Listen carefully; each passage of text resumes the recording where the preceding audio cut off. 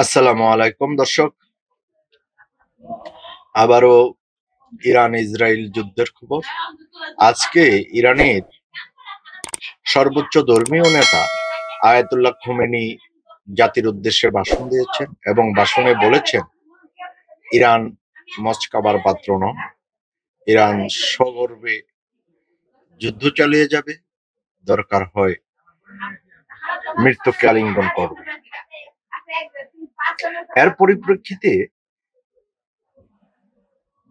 ইরানের বিরুদ্ধে বিজয়ের বার্তা ঘোষণা করলেন ইসরায়েলের প্রতিরক্ষা মন্ত্রী। ইরানের বিরুদ্ধে বিজয়ের বার্তা, স্বাভাবিক জীবনে ফেরার ঘোষণা ইসরায়েলের প্রতিরক্ষা মন্ত্রী। ইরানের বিরুদ্ধে বিজয়ের বার্তা হিসাবে ইসরায়েলের বিভিন্ন অঞ্চলে ধাপে ধাপে স্বাভাবিক জীবনে ফেরার প্রক্রিয়া শুরু হয়েছে বলে জানিয়েছেন দেশটির প্রতিরক্ষা মন্ত্রী ইসরায়েল কাজ। মঙ্গলবার এক বিবৃতিতে কাজ বলেন, জনগণের নিরাপত্তা নিশ্চিত করার পাশাপাশি সার্বিক নিরাপত্তা পরিস্থিতি পর্যালোচনার বৃদ্ধিতে আমরা অর্থনীতি এবং বিভিন্ন অঞ্চল ধীরে ধীরে পুনরায় চালু করার পদক্ষেপ নিচ্ছি। এটি আমাদের বিজয়ী প্রতিচ্ছবি। তার এই বক্তব্যে ইঙ্গিত মিলেছে ইসরায়েল সরকার মনে করেছে ইরানের দিক থেকে তাৎক্ষণিক হামলার ঝুঁকি আপাতত কমে এসেছে। তবে প্রতিরক্ষা মন্ত্রী কাজ স্পষ্ট করে দিয়েছেন, ইরানের বিরুদ্ধে তার লড়াই চলবে যতক্ষণ না পর্যন্ত সব ধরনের হুমকি সম্পূর্ণভাবে দূর হয়। গত কয়েক সপ্তাহ ধরে ইরান ইসরায়েল উত্তেজনা চরমে পৌঁছায়। পাল্টাপাল্টি হুমকি ও হামলায় পুরো মধ্যপ্রাচ্য জুড়ে নিরাপত্তার সংখ্যা ছড়িয়ে পড়ে। এই পরিস্থিতিতে ইসরায়েলের পক্ষ থেকে ধাপে ধাপে স্বাভাবিক অবস্থায় ফেরার ঘোষণা কিছুটা স্বস্তির ইঙ্গিত দিচ্ছে বলে মনে করেছেন বিশ্লেষকরা। তবে ইরানের পক্ষ থেকে এখনো এ নিয়ে কোনো তাৎক্ষণিক প্রতিক্রিয়া জানানো হয়নি।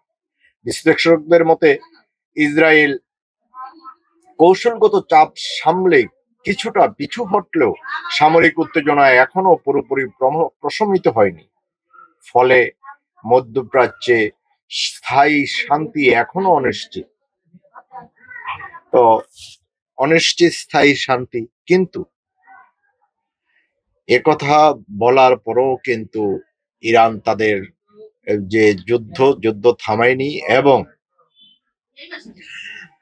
আয়াতুল্লাহ খোমেনি স্পষ্ট বলেই দিয়েছেন যে আমরা মরতে রাজি আছি, আর আমরা মরে গেলেও এই যুদ্ধ চালিয়ে যাবে তরুণ প্রজন্ম চালিয়ে যাবে। তো আসলেই এটা ইসরায়েল এবং তার মিত্র দেশের বাড়াবাড়ি কিনা দেখার বিষয়। আসলেই বাড়াবাড়ি। একদিকে যা গাজা ফিলিস্তিনকে বছরের পর বছর, যুগের পর যুগ ধরে অন্যায় অত্যাচার করা, যখন ওনারা একটা মানুষ নিহত বা আহত হয় সারা বিশ্ব নিন্দার ঝড় বয়ে ওঠে। এখন মুসলমানদের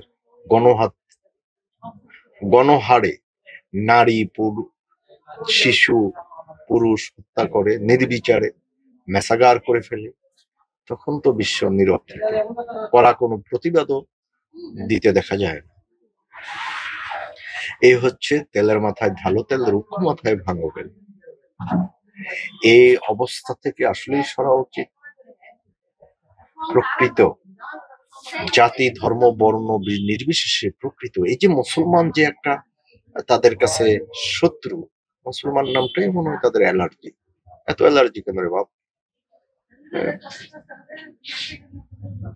তা আমাদেরও মুসলমানদের হিসাব কষার সময় এসে গেছে।